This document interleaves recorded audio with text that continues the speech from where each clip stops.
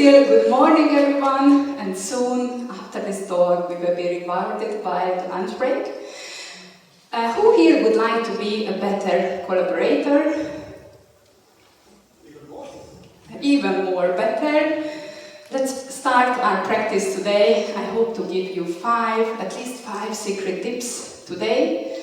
I'm Andrea. I'm coming from Hungary originally, and after about 11 years in London, I have moved to Zurich. So I am practicing, believe me, networking in a new city and starting my work journey again. And I work as an independent consultant. I help people, teams and organizations adapt and go through large-scale international change journeys. You will need in this talk a mobile phone if you would like to participate in a survey. So it might be already good to come to menti.com and or scan the QR code. If I'm not covering it up, you can either enter the code in the little box or use the QR code. Thank you for the signals. And I will show this code once more, so the survey will start slightly later, so just get ready if you would like to participate. The code is 26621509. And let's start. To start with, I would like to invite you to a walk in the forest. And just hang on with this metaphor for a while and explore our journey in the forest. The forest is something we want to preserve and even have more of all around the world. It gives us lots of benefits. And if we think about what's the link between forests and organizations, then we can say the forests tend to change slowly. The trees grow and age and eventually die. But the change is a bit slower, and this is above the surface. So everything is very visible, enjoyable and safe in most forests. But one of the drawbacks of formal organization is that decision making is slow. And in today's age, it might be worth exploring other structures. And I would like to invite you to the mysterious world of below ground, the soil.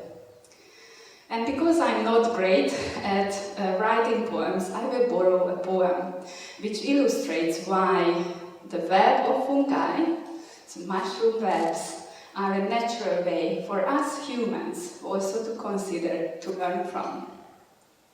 The poem is A. Shelby, Mycelium. I said to the farmer, I am the apple, the seed. She replied, well, I am forest in a tree. But then the worm chimed in, I am the grind of perpetual return. What speaks this language of breath and drink every dweller understands? And that earthy fungal web, cloaked in shade, composes life from death. This is how important what's below the surface could be. And as we think about mycelium, which webs and connects living birds, trees, plants, and distributes nutrients, we can start to see the link, the importance, what might be the nutrient of a collaborative organization. Well, it might be information and learning. So I would like to invite you to a journey to explore informal leadership, which is less simple to understand, might be invisible at first, feels more chaotic and dynamic, and also decision-making, as we heard from Peter in the morning, Mikko in the Kona talk about decision-making to be more distributed and brought to the people locally who might have the information to decide. So, like the forest doesn't exist without the fungal webs, the same way organizations exist formal and informal networks together at the same time. So how work really gets done in your organization? Can you see your fungal webs, your informal leaders communicating, collaborating? And would you like to see how work really gets done, not on paper, but in reality today? So organizational network analysis is a way to measure and visualize, but also to improve this fungal web, the collaborative network in our organizations. Yeah? So it will show and visualize a graph, a web of connections between points. Connections could be departments, don't need to be individuals, geographies, office buildings, and so on. And we can take this analysis down to every employee and individual. I'm a big believer in visualizing informal leadership and measuring and improving it. So let's see what we can learn from it. But first, this is the time to take your phone once more. Just check in, make sure you still see the Menti survey, and let's collaborate and participate. 26621509 is the code at menti.com, and I will start the first question. This is about your experience making the invisible collaborative network visible. Organizational network analysis, have you used it before? It's okay if not, it's great. In fact, hopefully you will take something away. Yes, I have used it. We have used it, but passively. We looked at communications data. One or two experts in the room, thank you. Yes, the third option, we have used it, but based on a survey method. Maybe smaller scale surveys and active dialogue can help us interpret data. And 4 would be kind of nirvana, Super Mario dancing. We measure collaboration continuously, regularly. Yeah? And we work on improving it. And trust is also measurable with this approach. So we can make inferences from the interactions and the relationships people show with their behaviors. Thank you. So would you agree? I was trying to put a hypothesis that the goal of agility in the context of networks and relationships might be about how well we are able to flow information and learning across our organization, from customer to customer. And we often talk about this in the lean and agile world, the value stream. How healthy is our value stream? How much we are able to flow information and learning across our network. Learning about what works. And when we explore organizations before the pandemic collaborating, and this is a mini scale, it can be just a few teams on the first image. And after the pandemic, what we find is that networks are breaking up and more siloed. We have lost some relationships during the remote working, hybrid work. And maybe this resonates with you. So now we feel more disconnected, maybe even isolated. And for any of you who are in people and culture roles or human resource field, you may start to worry, because there is research and empirical evidence that when people's relationships start to drop, like the pair here, or those on the outside of the network, when your personal connections and work connections at work drop below a certain level, you are very likely to churn, to leave. Definitely it is correlated to disengagement. So it's not zero, we don't want to have people completely isolated. Even before that, we can measure the demotivation effect and the likelihood of churn. So let's look at collaboration as a social capital. So how to counteract this? We simply need to learn to embrace some behaviors.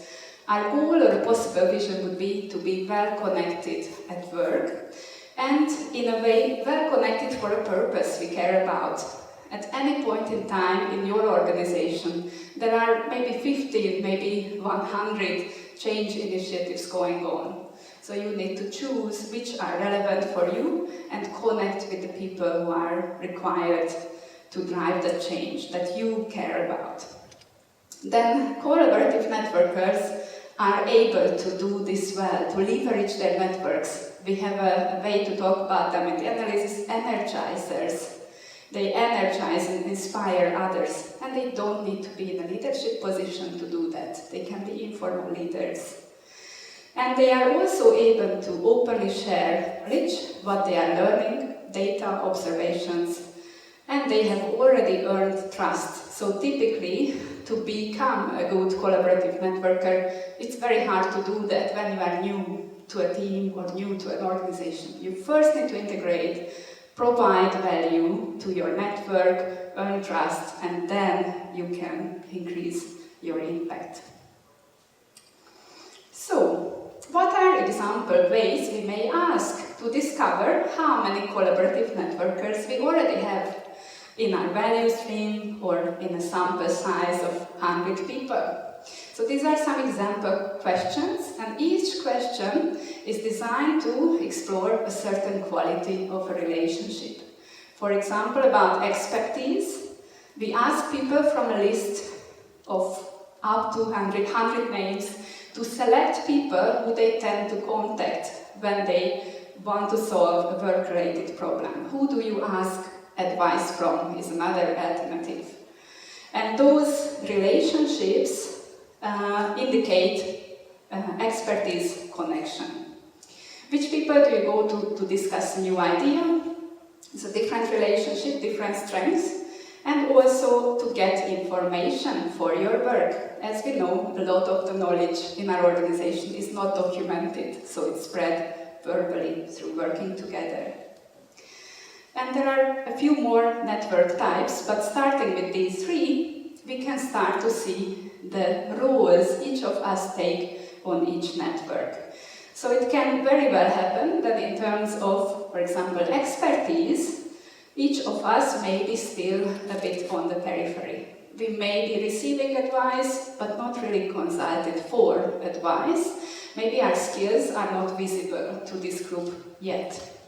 So how can we, move from the so-called isolated point in that expert network? How can we be more connected and more visible? Hubs play an important role, obviously, for spreading and growing skills, and also in change initiatives. They have huge number of connections. They have a power to leverage the network and achieve peer-to-peer impact in that change. Bridges, also an interesting role we may take in a network. We connect, for example, in this image, if this is an expertise network, we may take a role to bridge. Maybe you have worked in finance, now you work in product engineering. Because of your career change, you can translate between the two worlds, and you are connecting and bridging and sharing expertise and knowledge. Very important role. We talk about cross-functional teams in agility, but we rarely talk about cross-functional networks. So that's the next level or opportunity. This is an interesting metric. In a moment, you will help an imaginary organization improve 4 key metrics we may look at in terms of network health. The first one is the density of the network. We have all maybe worked in a cross-functional agile team on a small scale, 5 to 9 people. We would like to have a very good high percentage of density. Density is a percentage of how many connections would be possible within that team between individuals and how many actually exist in terms of actual collaboration, actual information sharing. On a larger scale, for hundreds or thousands of people, we do not want to have too much density, or not 100% for sure. Maybe 40 to 60% can be a good aspiration, depending on the change we are driving. Why? Because every relationship, as you know, every connection, every friendship that you maintain at work or outside requires energy, time, investment, genuine care. So if we have too high density, we tend to be just networking but not doing the work. Reciprocity, the quality of relationships? Am I giving advice, but also taking advice? Am I giving trust, taking trust? Is the trust mutual? How is the quality or the depth of the relationship? Obviously, want to aspire for this. And connection points, we can calculate the average and also, of course, visually see the spread of the number of connections in the network for each person and the average of that. Diversity, for me, one of the favorite topics to look at, not just gender, which is often looked at, but also competence diversity, so connecting expertise areas across departments, or age, so generational diversity. Peter mentioned that attitudes and also maybe curiosity and energy might be better in a more diverse network when we are across geographies, another consideration. So we will come back to Mentimeter, and of course, ONA, or network analysis of organizations, is just a measurement tool. And we need to move beyond the tool. Yeah, it's a process of learning, experimenting with what we learn from the network, and individually deriving some conclusions, and also deriving some conclusions as a team so we can improve. So I have prepared some challenges for you, where you can be the consultant with me and help me define the right interventions. Our first challenge is that we are working with clients who are facing a network which is fragmented, you can say siloed. So if somewhere in the middle, the density is not as bad as on the left-hand side, but certainly not good enough. So we are missing the individuals and interactions, we miss density. How would you increase the density of your network? So the first Miro is, or Menti is open for you. You can choose multiple options. There are some interventions, we say, or some experiments you could drive and invest in. What is great with ONA, we can measure the impact of these. Multiple options, just to call out maybe one. Hold a one-day open showcase in your office building. If people are gathering somewhere face-to-face and your office is several thousand people in one client of mine, we are actually now investing 5 days for every department to showcase their work, to make it visible and interactive, how people can actually explore other people in the building, other projects, and learn from each other. You have a clear preference for forming a community of practice. There is some assumptions behind that, and I will share one of my resonances with that practice. Communities of practice are not just superficial networking opportunities, they are created to drive a change. They have a vision and a purpose. And by working together, we can form much stronger and deeper connections than by just a networking party. So if we can get the community work and actually deliver tangible changes, then it's a great intervention. And some are, smaller scale interventions. You may be a bridge. You notice you have moved departments, but others haven't in your network, and you may be able to introduce 5-10 people each time you go for lunch. Once a week you connect people and create like a lunch club or a book club, we have heard from people, so like it can be even a themed lunch. So super, you are starting to master this, and any other facilitated or structured format. Here I show an open space format or unconference format, where again we usually have a theme, an inviting, inspiring challenge, maybe a tension between two outcomes we are working on, ethical AI or something like that. Okay, how can we utilize the benefits but also stay safe and manage the risks in our organization? People who come participate in proposed sessions.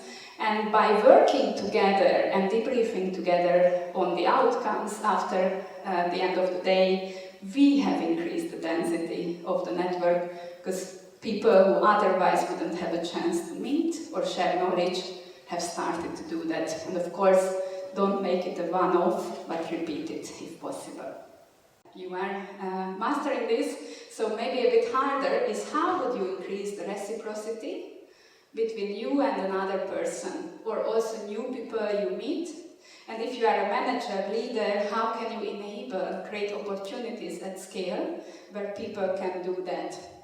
And maybe it's easy within an office building face-to-face, but think Japanese, Swiss, geographies, time zones, so what could be also not face-to-face formats to increase reciprocity of sharing information, giving and receiving advice, and also sharing energy, so inspiration. So, Menti is open. There are some options as well. Distribute your 3 dots or votes if you would like.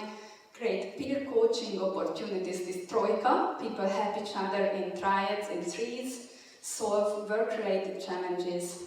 Simply the behavior of asking for help and offering help. Some scalable ones, create a buddy program for new joiners. Make sure people are not isolated. Who is helping whom? The new joiner? The buddy helps the new joiner. But how does the new joiner help the buddy?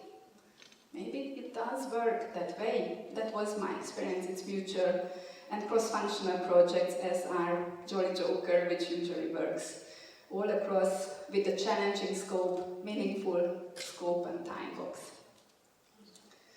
And here there was, all of them have an impact, so there isn't such a clear winner, but you love, as an audience, you love small-scale, intimate, peer-to-peer problem solving in the first column.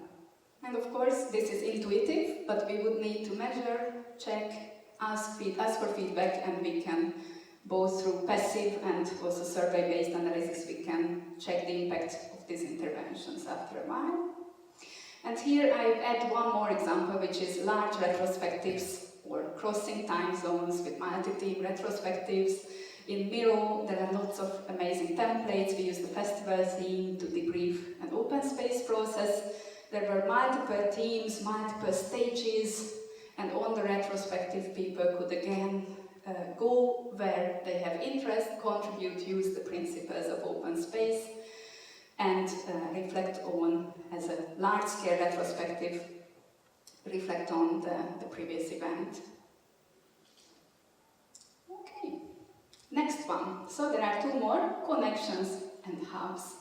How might we increase the number of connections, which is the network size for each individual in the network? And on the image, for some people, they are indeed the hub. They have a number of connections, but there is a visible clustering, and if we only depend on 3 people who are connecting the whole organization, we are very fragile. It is very common in most organizations. About 10% of your employees hold the majority of the connections. So it's worse than Pareto. It's fewer people hold and connect the organization than you would believe. So we want to distribute a bit the number of connections. What type of connections? In this question, focus on expertise. So who do you go to ask advice from? So who regards you as an expert, and who do you think is an expert in your organization? And you are here welcome to submit ideas. I think, sorry, I was too fast. So just type in if you have some interventions.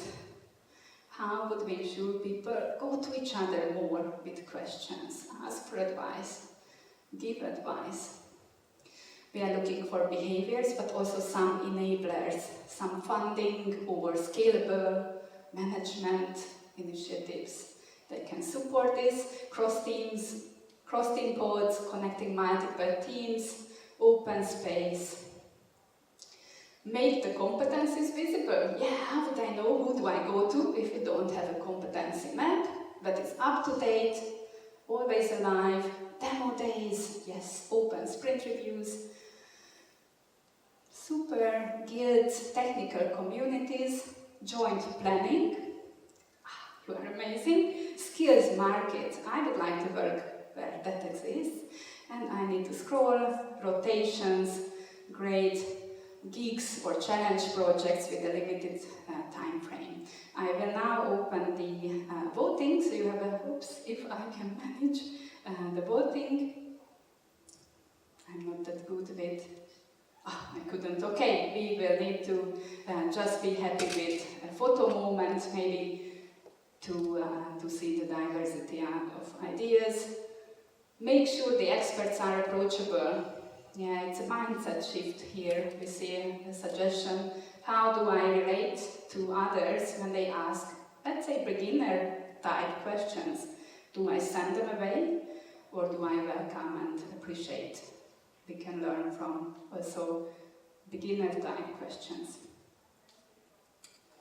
Good, and I pointed a similar point here on the second line, get the senior managers to act and verbalize, act like a beginner, and ask basic questions, genuinely wanting to learn. That is a good behavior to role model, for example.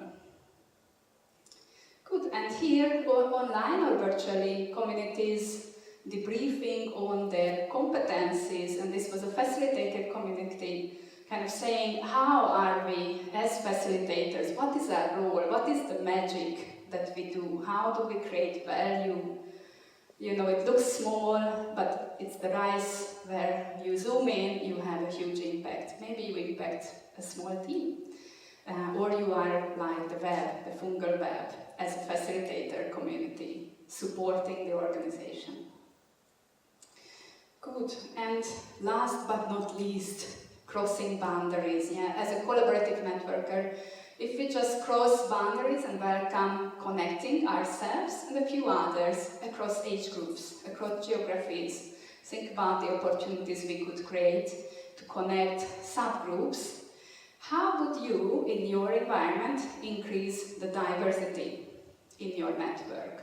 So, people connecting outside of today. So there are interventions here, and you would need to rank them in this Menti survey. Which one you prefer would have the highest impact. It's also hypothesis. We would need to test and measure.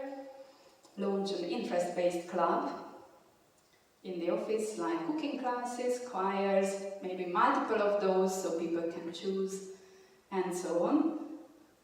Some manual and more scalable interventions.